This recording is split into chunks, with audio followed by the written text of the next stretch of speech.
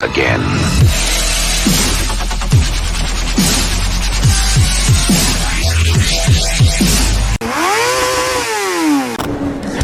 What's up, everyone? Welcome to the show.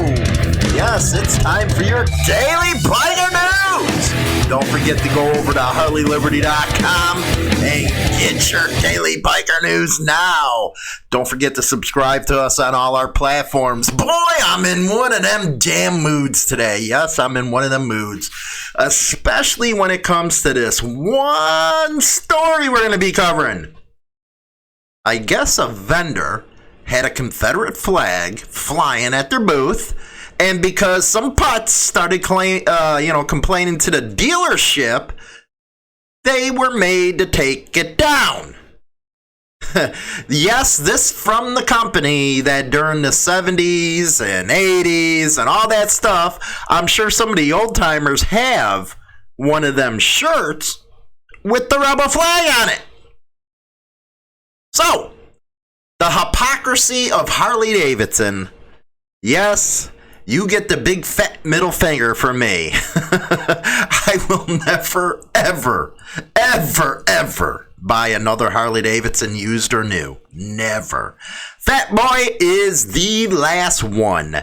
Yes, I cannot stand supporting a company that is hypocrisy at its best. Not to mention that the new CEO, as we discussed in previous segments, now wants to focus on high-end bikes.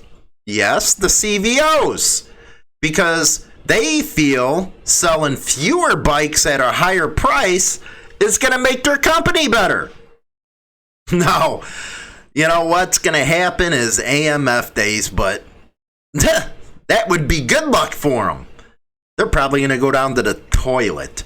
But, I know all, your Harley cheerleaders out there are going to bitch and complain about Harley's the only thing you're going to ride. Well, good for you. That's all I have to say is good for you.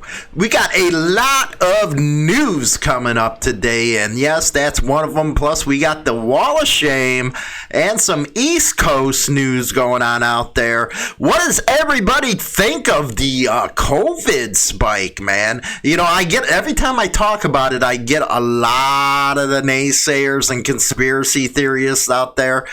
My one question is, do you ever know anybody who had it? And if you did, you would know how bad the damn crap is, first off. And I don't think you'd be saying some of the stuff you really are. So, with that, it is time to get into the news. By the way, if you guys, whoever's out there that does guitar or something and wants to make a theme song for the show, give me a shout by email, info@insanethrottlebikernews.com. We might be able to work something out. Let me know. Let's get to the news. Okay, before we go on, don't forget, at the end of the show, we got my final thoughts, but we also have an event coming up that you're going to want to take a look at. If you have events that you'd like us to get the word out, make sure you get it to us about 3 weeks before the event. Send it to info@insanethrottlebikernews.com. And we'll get it out there. It has to be a flyer. Now, let's go out to the ProvidenceJournal.com. Yes, we're going to the East Coast today. Actually, most of our stories are on the East Coast, except, that Loveland Harley. That's West Coast, them morons. Anyway, Rhode Island appeals suppression of wiretap in biker gang case. Bye. Katie Malvani. State prosecutors are asking the Rhode Island Supreme Court to overturn a ruling that threw out crucial wiretap evidence. Yes, crucial wiretap evidence in a case accusing motorcycle gang members and their associates of trafficking drugs and running guns. Let's learn about why they're so butthurt.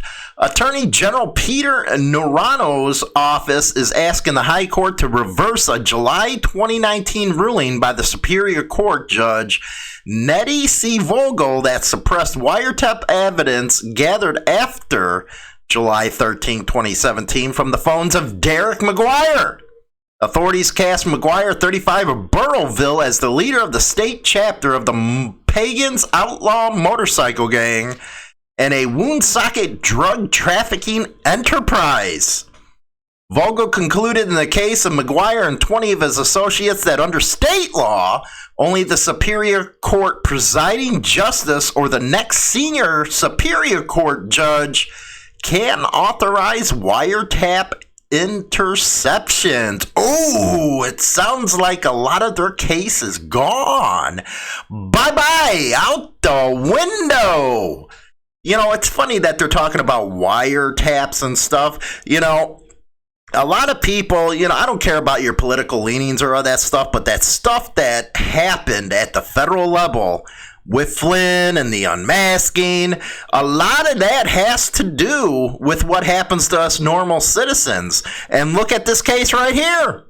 Right here, they found that the original judge anyway, that only, you know, a presiding justice or the next senior Superior Court judge can authorize wiretaps. This can have a big outcome on the case. Yes. In McGuire's case, presiding Justice Alice B. Gibney asked Judge Melania Wilk Thunberg to handle the warrants in the case while Gibney was out on medical leave. Gibney did so because it would have created a conflict for the most senior Superior Court judge, Robert Krause, to do so and later preside over the cases, according to the lawyers involved in the case. Krause handles the bulk of the state's gun cases, including those of McGuire and his co-defendants. McGuire, who had been held without bail, was released on home confinement following the ruling. He faces more than 220 narcotics and weapons charges. Lawyers for the state, argue in a pre-briefing statement to the High Court that Vogel got it wrong, that the law gave Gibney the authority to designate Thunberg to perform presiding justice duties, such as handling warrants for wiretaps in her absence. The state argues, too, that the U.S. Supreme Court precedent allows the admission of evidence seized on good faith. When has the government ever had good faith when it comes to cases like this? I say never. Never, never, never. Reliance on a search warrant. Yeah, good faith. Ask the ones at the top how that worked. As was the case in the McGuire case, Christopher Bush wrote for the state. The state says, too, that Vogel erred in determining that she was required to suppress the evidence based on a strict reading of the state's Wiretap Act. Ooh, you can tell that the freaking attorneys on this one, they're in a pizzy right now. Lawyers for McGuire and his co-defendants countered that the state is raising the same arguments Vogel rejected in July of 2019. And this is a year later, and now they're just doing this stuff, and these guys have been on house arrest, and I don't see anything in here saying that, they did anything wrong, so why keep on going? Because their case is jeopardized now, that's why. The law governing wiretaps requires the senior Superior Court justice to act in Gibney's absence. Further, McGuire's lawyer, John F. Silverstein, argues that the federal and state Supreme Court precedent requires suppression when actors have not strictly complied with wiretap law. Basically, most of their case is gone. If they don't have wiretaps, it's gone. I'm sure they got a couple freaking snitches in there, but finally he asserts that good faith exception is designed to deter police misconduct and not to punish errors made by judges. Well, in these days and times, it's not looking good for police misconduct, is it? For almost a year, state and federal agents wiretapped at least 7 defendants' telephones. Don't use your telephone when you're doing stuff. Basics 101. Geez. Capturing, they say, his recruitment to lead a new Rhode Island chapter of the Pagans Outlaw Motorcycle Gang and documenting his illegal drug operation. The investigation, dubbed Operation dispatched out led to 29 raids in May of 2018. I remember that because we were covering it back then. And the seizure of drugs and weapons, including a rocket launcher. I think that thing was just a prop. That's just if it wasn't, man, they got some cojones carrying that thing around. 50 people were arrested and charged with crimes, authorities say, tied to Woonsocket-based motorcycle gangs, the Pagans and the Cripmen. Then it goes on to talk about there's a 1,274-page affidavit chronicled to the state police investigation into biker activity that began in February 2017. When a confidential source, a rat, told detectives that members of the Thug Riders were dealing drugs and that tensions were growing among Rhode Island's many motorcycle clubs.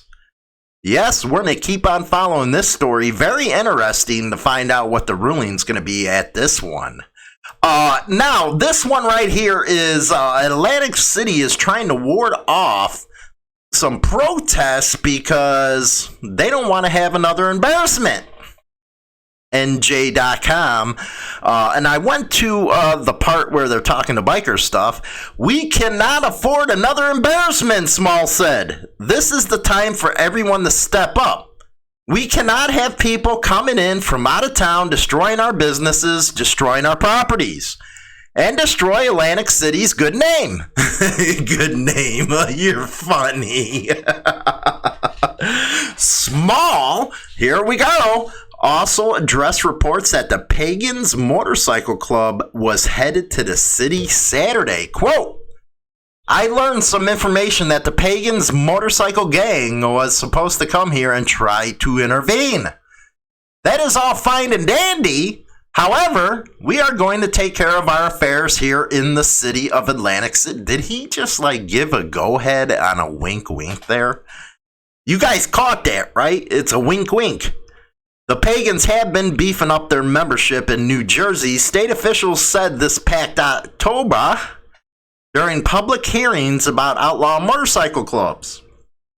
The club has always been strong in South Jersey, but evidence show they are growing in the north too. State law enforcement officials estimated that they have 300 members in 17 chapters throughout the state, with a 50% increase in chapters over the past 3 years.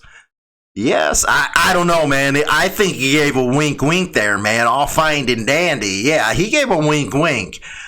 Anyway, the story is by Chris Franklin of NJ.com, Atlanta City, trying to ward off George Floyd protests that could bring Pagans bikers to town. Yes. Now to the story I was complaining about in my opening. The Coloradian.com. You schmucks out there. Thunder Mountain Harley-Davidson takes down vendor's Confederate flag following complaints by Pat Fuhr, Fort Collins, Colorado. A Confederate flag flying in front of a Thunder Mountain Harley-Davidson in Loveland was removed after the dealership received complaints. The flag was put up by Lindy's Patches. Rock on, man, we love ya. We support you here over at Insane Throttle. And I know a lot of our listeners do too. A vendor that occasionally sells biker paraphernalia and patches, including some with the Confederate emblem. That's one thing I'll talk about. I actually got this coming out in a op-ed on Saturday. I'll talk to it in final thoughts. At Thunder Mountain at Crossroads Boulevard and Interstate 25, owner Lydia Morgan stood by her right to display the controversial flag under the First Amendment. What's so controversial about it?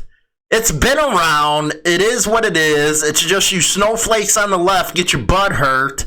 And next thing you know, you complain, and these freaking politicians sit there and pull on your yankers because they're too afraid to stand up for what's right. Well, I don't see anything wrong with it. I don't either. It's a part of my freedom of speech, she said in a brief interview before declining to answer further questions from the Coloradian. Why don't you guys reach out to me? I'll give you a little insight. This is just getting blown out of proportion. Well, of course it is. Everything from them people are. The Confederate flag is viewed as a symbol of hate. Oh, ouch. No. And has come under renewed criticism. Thanks, you freaking Nikki Haley, you schlucking witch. It started with you in South Carolina. As cities work to remove Confederate monuments from public areas amid protests and discussion of racial injustice. You know, I always find that funny. I'll get to that later. Floyd, a black man, we all know that stuff. And then Mississippi, them schlucks down there, you know, they're removing the Confederate emblem from its flag. Lydia said the flag was up at her booth for less than an hour. Somebody from the dealership came out and said there were complaints, so we wouldn't fly it and took it down. I would have kept it up. Kyle Hendricks of Dillon. Here's the freaking rat. Kyle Hendricks. Kyle, you're a rat. Of Dillon. You guys can look that up on Facebook and maybe give him, a piece of your guys' mind.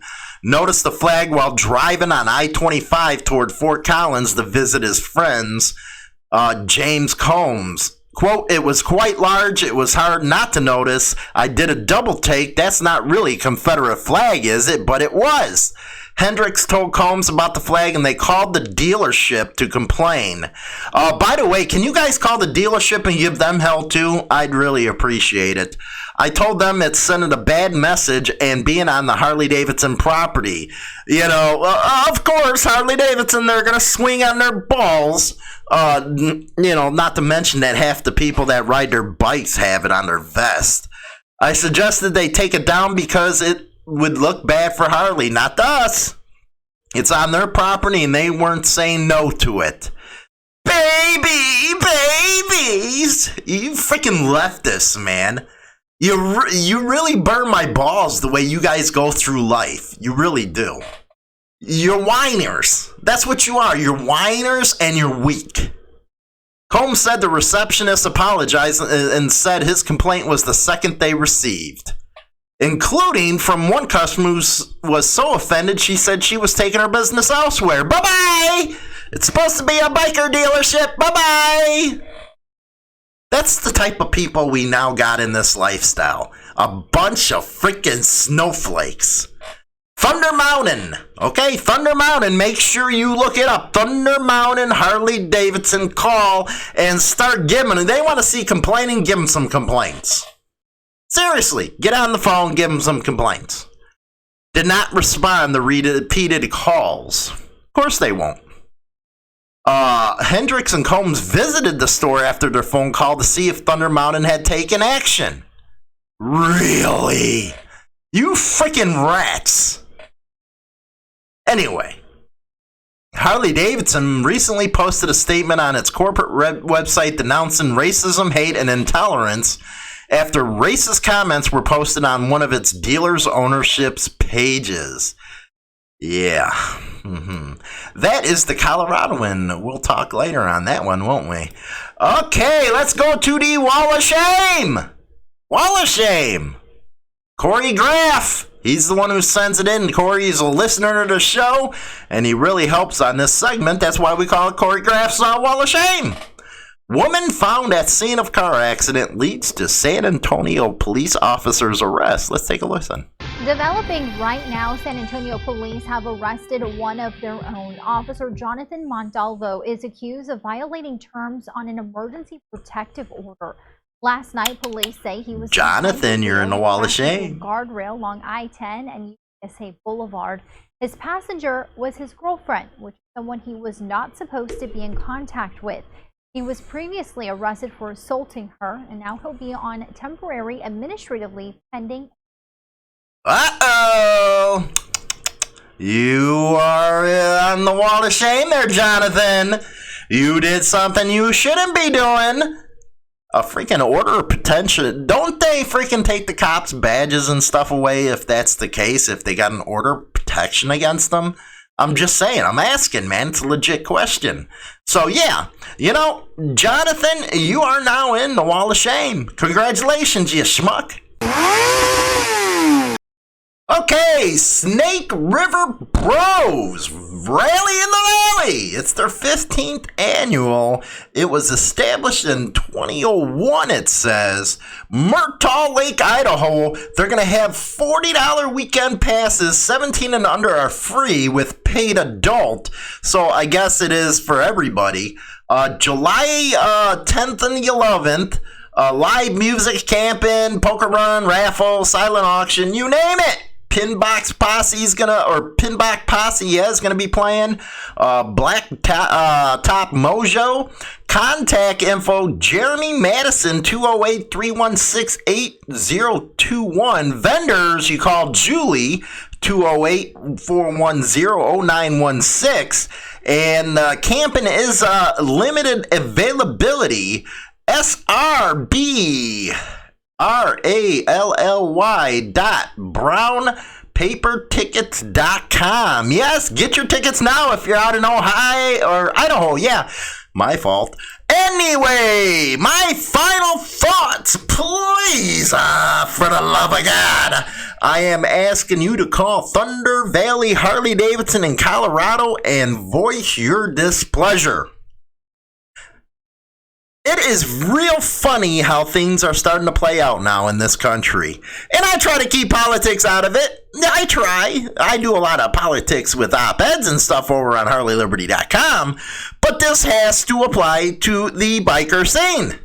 What you're seeing now is what was happening in the 70s and 80s when clubs and motorcycle guys, that's what the citizens call them, we're wearing Nazi flags, all that stuff. It was meant to intimidate people, and I guess just the word Aryan intimidates people because you seen what happened up in Minnesota with the Aryan Cowboys. And by the way, good interview by Black Dragon with them.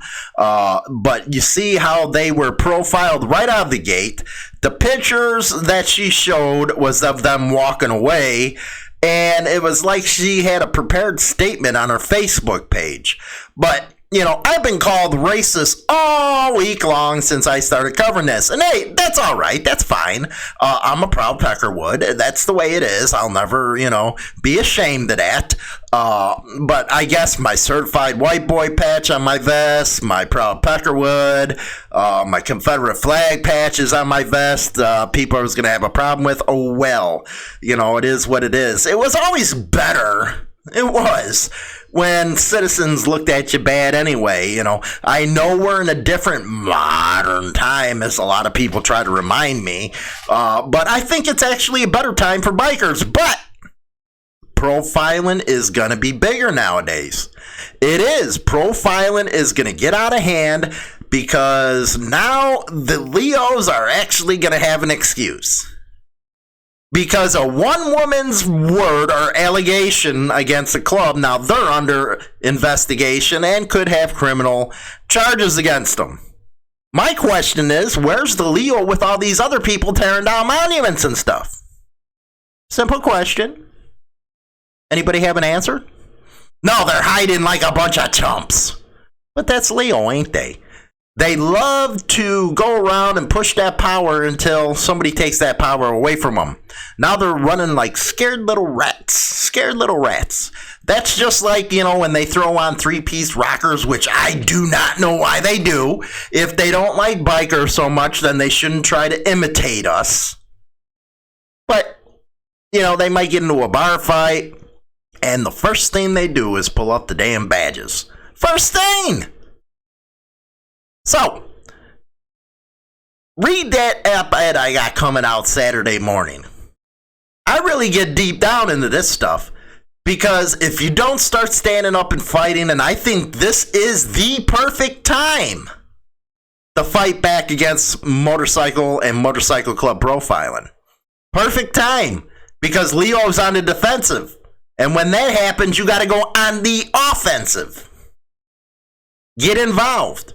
Perfect time, because if you don't, you're going to see a lot more incidences of what is happening up in Minnesota in your part of the town.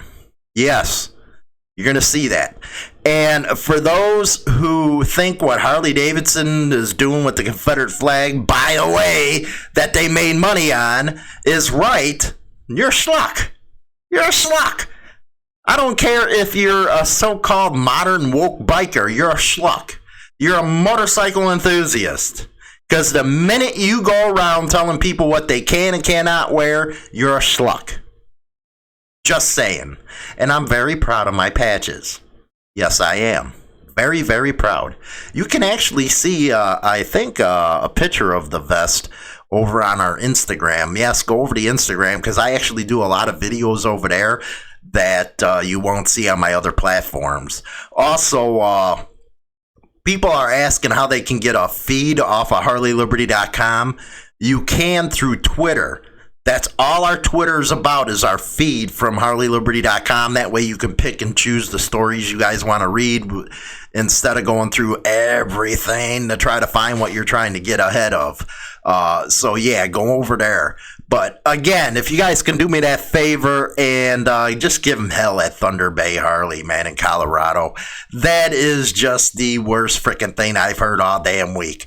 I am so sick of this PC stuff happening in this country. Everybody's feelings are getting hurt, and it's infiltrated the biker scene. Something that we would have never, ever thought would have happened. Also, again, if you play music guitar, would like to come up with a theme song for the show, give me a shout out at info@InsaneThrottleBikerNews.com. I'll work with you. If it's good, we'll come up with a price and stuff like that. But until then, I'll talk to you guys later. I say goodbye, vamoose, adios, ciao, so long, get your hat jack. The show is now available on Spotify and all major platforms, including iHeartRadio, iTunes, Stitcher, and more. Don't forget to become a subscriber on any one of these platforms so you can be notified right away when our weekly episode is uploaded so you never miss an episode. Hi, this is James Hollywood Machikari. Join our YouTube channel and get Motorcycle Madhouse and tons of videos related to the bikers.